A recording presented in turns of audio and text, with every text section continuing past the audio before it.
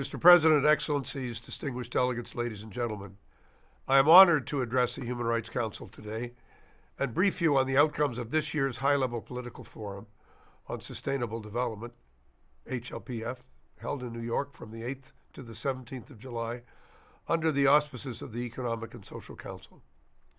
Thousands of representatives from member states, UN system, and stakeholders all actively participated throughout our sessions, including the in-depth reviews of SDG 1, No Poverty, SDG 2, Zero Hunger, SDG 13, Climate Action, SDG 16, Peace, Justice, and Strong Institutions, and SDG 17, Partnerships for the Goals, and the 36 national review presentations by member states. These sessions not only highlighted how interlinked the SDGs are, but how closely they are connected to the imperative to fully realize human rights. The forum recognized poverty as one of the greatest global challenges and calling for addressing its root causes and ensuring access to essential services like health, education, and social protection based on human rights principles. Participants also highlighted the importance of inclusive growth, prioritizing economic sectors that create decent jobs and invest in human capital, particularly for marginalized communities. They recognized the need to reform the international financial architecture and called for debt alleviation to enable more public spending for sustainable development. We need a multi-pronged approach to tackling food insecurity that includes respect for biodiversity, diversified food resources, animal welfare, and the reduction of food waste. Participants also called for evidence-based policymaking to enable effective and sustainable investments to strengthen food security and transform nutrition systems. The forum discussed the links between climate action and human rights, with many participants advocating for a just transition to carbon neutrality, while ensuring that climate finance commitments are met and scaled up to meet the growing costs of adaptation and mitigation. They also supported nature-based solutions and ecosystem protection, strengthening efforts to develop and implement gender-responsive programs and policies, combat gender-based violence, human trafficking, eliminate discriminatory laws.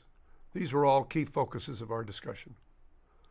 We noted with great concern that women's contributions to sustainable development, peace processes, and democratic institutions remain very much undervalued.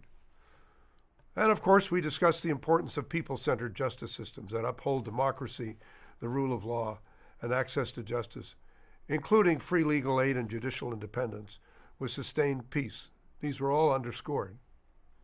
The promotion of meaningful and equitable youth participation at all levels, coupled with targeted actions to address the specific needs of children and marginalized communities, was also highlighted.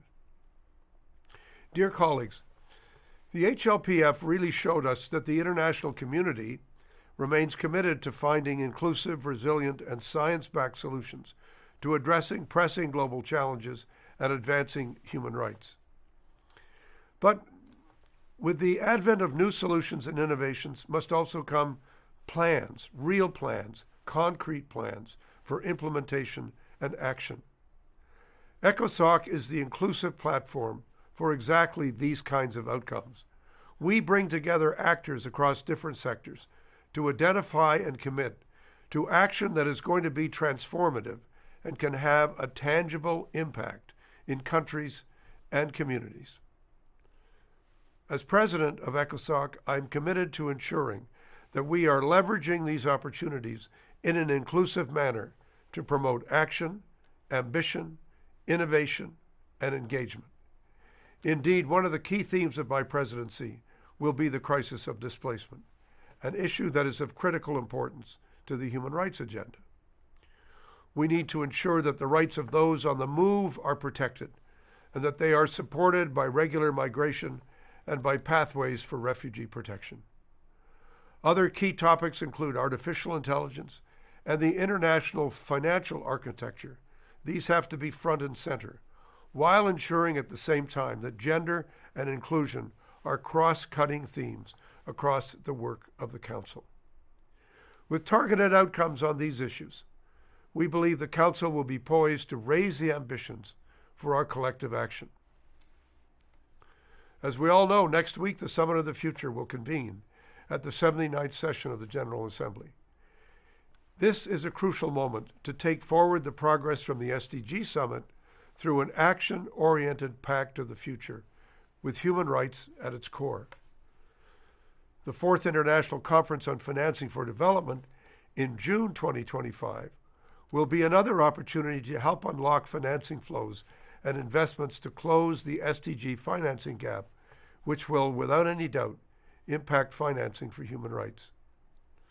And the Second World Summit for Social Development, also next year in the fall of 2025, is another critical milestone to promote key social dimensions of sustainable development, such as decent work, care, and the protection of the human rights of the most vulnerable populations, including women, young people, persons with disabilities, older persons, and indigenous peoples. Excellencies, I welcome the human rights community to engage in the work of ECOSOC through all of its activities. In turn, I want you to know that the Council is here to support the protection and the advancement of the principles of human rights. I look forward to the outcomes of this session of the Human Rights Council and to work together on an ambitious way forward that best supports countries, communities, and constituents to realize the future that they deserve. Thank you so much.